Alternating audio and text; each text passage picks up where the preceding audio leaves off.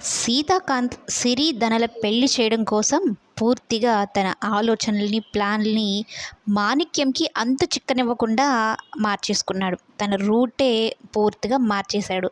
మాణిక్యంకేమో ఒకవైపు తడుతూనే ఉంటుంది. అల్లుడు ఇంత సడెన్‌గా మారాడు అంటే నాకర్థం కావడం లేదు. ఏదో స్కామ్ అయితే జరుగుతుందనైతే అనుకుంటూ ఉంటాడు. ఇక భోజనాలు చేస్తూ రామలక్ష్మి కానీ, అలాగే సీతాకాంత్ ఆలోచనలు, అభిప్రాయాలు మొత్తం ఒకటే అన్నట్టు ప్రూవ్ అవుతుంది. ఇద్దరు ఒకే అభిరుచులని కోరుకుంటారు ఫుడ్ విషయంలో కూడా.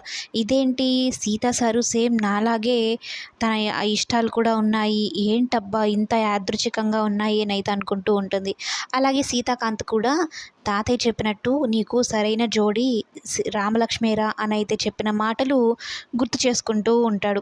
ఇక రామలక్ష్మి వాళ్ళ అమ్మేమో వీళ్ళిద్దరు నిజంగానే భార్యాభర్తలు అనుకోని ఇద్దరు సంతోషంగా ఉండండమ్మా అంటది. ఎందుకంటే ముందేమో వీళ్ళిద్దరి పెళ్ళిని ఒప్పుకోదు. అసలు ఆయన్ని నువ్వు పెళ్లి చేసుకోవడం ఏంటి అన్నట్టు రామలక్ష్మిని తిడుతుంది. అందులోనూ ఇక గుడికి వెళ్ళాలి, రేపు కులగురు గుడికి వెళ్ళాల్సి ఉంది, మీరు కూడా రావాలి అని చెప్పగానే మాణిక్యంకైతే ఫుల్ డౌట్ కొట్టేస్తుంది. మేము రావట్లేదు అని చెప్పేస్తాడు.